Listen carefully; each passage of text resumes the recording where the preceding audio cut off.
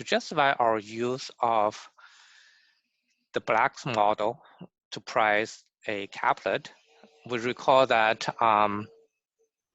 in earlier lecture, when we talk about equivalent martingale measures, we say that if we use a zero coupon bond like this, P0 Ti plus 1, so basically we're discounting from Ti plus 1 to 0.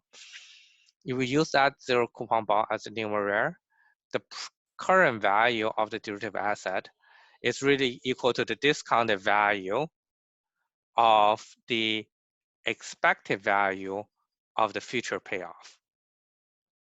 So for a caplet, the future payoff is this thing here.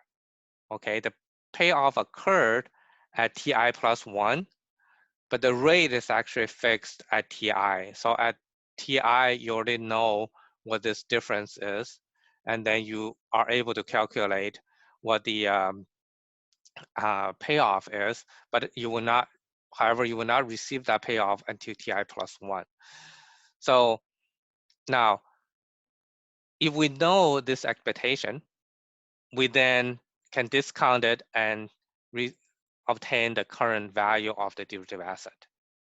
Now the key here then is, what is this expectation value? Well, you recall that when we said earlier, the current forward interest rate is really the expected value of it's the expected value of the realized interest rate.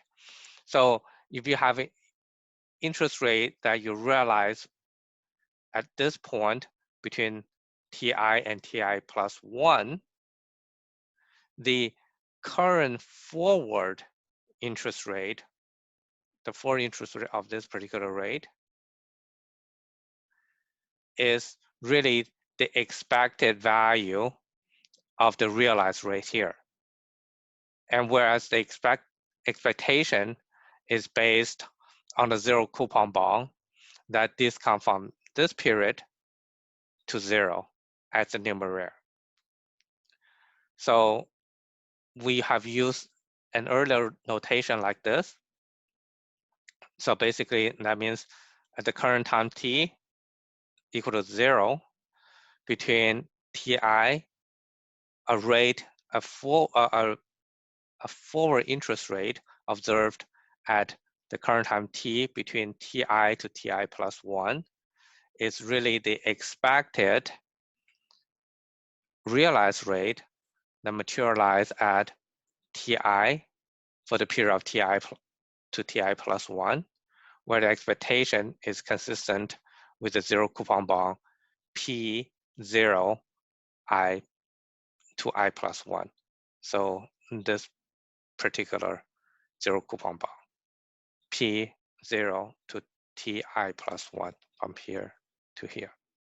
And we just use a different notation here. We use Fi to replace this, and this Ei plus 1 Ri is just this thing here. So we've just changed the notation. That's all. Now you can go back to earlier lectures and look at things that we have talked about. So how we structured the numeraire asset to arrange the expected value, the current value as discounted expected value, and how we derive that the forward interest rate is really the realized interest rate. So now, once you convince yourself that is the case, so you have this current observed forward interest rate is the expected value of the future realized rate. Then if you assume this Fi follows a log normal process, you can then use what we have used earlier. So this condition here with an expectation of this max function will become this. Okay. Now you can pull this L and delta out because they're just constants.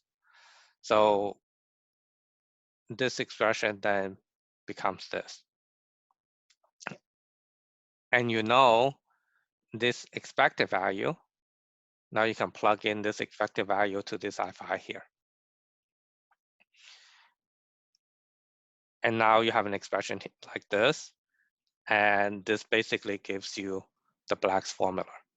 So basically, the justification for using Black's model to calculate the caplet is through the equivalent martingale approach that we have discussed earlier.